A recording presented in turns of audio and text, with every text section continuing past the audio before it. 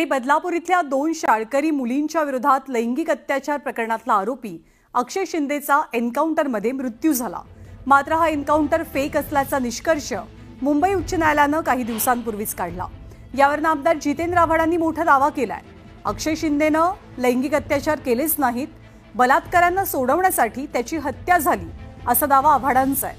आज मुंबईमध्ये संतोष देशमुख हत्या प्रकरणी सर्वपक्षीय जनाक्रोश मोर्चा निघालेला। याच मोर्चात बोलताना त्यांनी हे विधान केलं।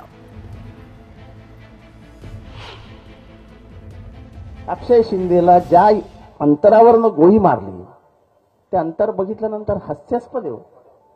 त्याच्या हाताला बेड्या होत्या असं म्हणतात। मग तो कुठला रिव्हॉल्वर काढणार, कोणाच्या खिशातला रिव्हॉल्वर काढणार, कुठनं ओढणार?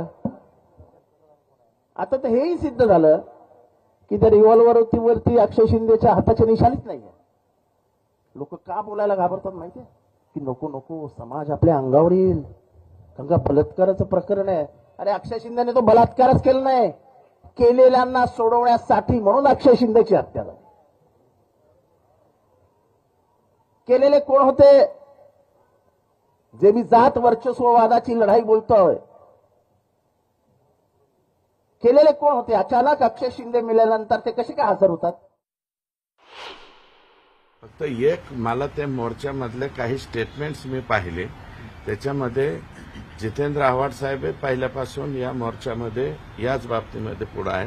फक्त त्यांचं आजचं अक्षय शिंदेच्या बाबतीतलं स्टेटमेंट मला आवडलं नाही, त्यामुळे तुम्ही आजच्या मोर्चाला नाही, मी त्यांचं स्टेटमेंट पाहिलं, ते आवडलं नाही एवढंच बोलतोय मी। मला काय भांडण करायचं नाहीये। मला वाटतं अत्यंत बाष्पळ आणि मूर्खपणाचं असं या ठिकाणी वक्तव्य आहे आणि जितेंद्र आव्हाडांना अशा प्रकारची सवय आहे। ज्या प्रकरणावरनं संपूर्ण महाराष्ट्र हलला, मोठं आंदोलन उभं राहिलं आणि त्या ठिकाणी ती गोष्टच झाली नाही, अशा प्रकारचा निर्वाळा देणं त्या न्यायाधीशाच्या भूमिकेत आव्हाड पोचलेत की काय असंच त्या ठिकाणी म्हणावं लागेल। आम्ही कायद्याने नियमाने त्या ठिकाणी करणार।